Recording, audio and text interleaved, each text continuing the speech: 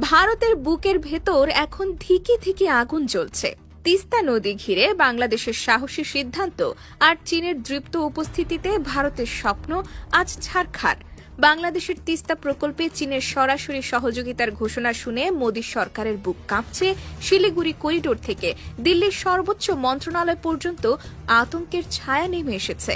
এতদিন ধরে দাদাগিরি করে যাওয়া ভারত আজ দেখছে কিভাবে বাংলাদেশ নিজের স্বার্থ নিয়ে সত্যিকারের লড়াই শুরু করেছে, আর চীনের হাত ধরে সেই দাদাগিরির ঘাড় মটকে দিতে প্রস্তুত হয়েছে। এক কথায় তিস্তার পাড় থেকে মোদী সরকারের অহংকারের ভাঙা মূর্তি এখন রংপুরের বাতাসে উড়ে বেড়াচ্ছে। বছরের পর বছর ধরে ভারত তিস্তা নদীর পানি আটকে রেখেছে, একের পর এক মিথ্যা প্রতিশ্রুতি দিয়ে বাংলাদেশের সাথে ভণ্ডামির খেলায় মেতে থেকেছে।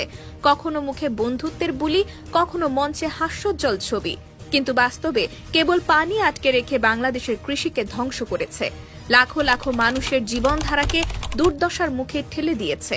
বাংলাদেশের উত্তরাঞ্চল যখন ফসলের জন্য হাহাকার করত, তখন ভারতের নীতি নির্ধারকরা দিল্লিতে আরাম করে বসে থাকত। আর বর্ষায় যখন পানি বেশি হতো, তখন ছলাৎ করে অতিরিক্ত পানি ছেড়ে দিয়ে বাংলাদেশে বন্যা সৃষ্টি করত। এই ছিল ভারতের ভ্রাতৃপ্রেম। কিন্তু সময় বদলেছে। এখন বাংলাদেশের নেতৃত্বে আছেন এমন একজন যিনি কোনো মিথ্যা বন্ধুত্বের মোহে আটকে পড়েননি। ডক্টর মোহাম্মদ ইউনূসের কড়া নেতৃত্বে বাংলাদেশ এবার সাহসের সঙ্গে এগিয়ে গেছে। চীনের সঙ্গে হাত মিলিয়ে তিস্তা নদীকে কেন্দ্র করে মহাপরিকল্পনা গ্রহণ করেছে, আর এতেই ভারতের বুকের রক্ত শুকিয়ে গেছে। উত্তরবঙ্গের মানুষের জীবন বদলাতে যে প্রকল্প আসছে, সেটার ফলে কৃষি, সেচ ব্যবস্থা, জলাধার উন্নয়ন, অবকাঠামো নির্মাণ, নদী ব্যবস্থাপনায় এক বৈপ্লবিক পরিবর্তন আসবে।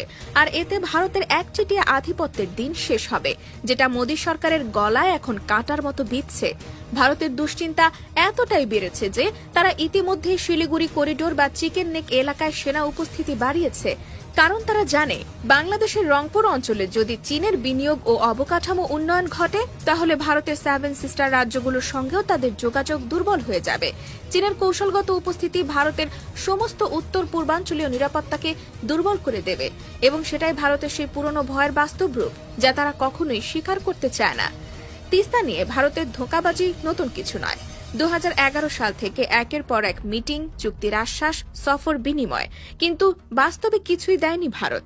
বছরের পর বছর ধরে পশ্চিমবঙ্গের অজুহাত দেখিয়ে পুরো বিষয়টাকে আটকে রেখেছে। বাংলাদেশের জনগণের কান্না তাদের কানে পৌঁছায়নি, বরং তিস্তা নদীকে নিজেদের একচেটিয়া সম্পদ মনে করে বাংলাদেশের কৃষি ব্যবস্থা ধ্বংস করাকে এক ধরনের মৌন নীতি হিসেবে চালিয়ে গেছে। কিন্তু এবার বাংলাদেশ সেই ষড়যন্ত্রের জাল ছেড়ে বেরিয়ে এসেছে। চীনের সঙ্গে বাংলাদেশের এই নতুন সংযোগ শুধু তিস্তা প্রকল্পেই থেমে থাকবে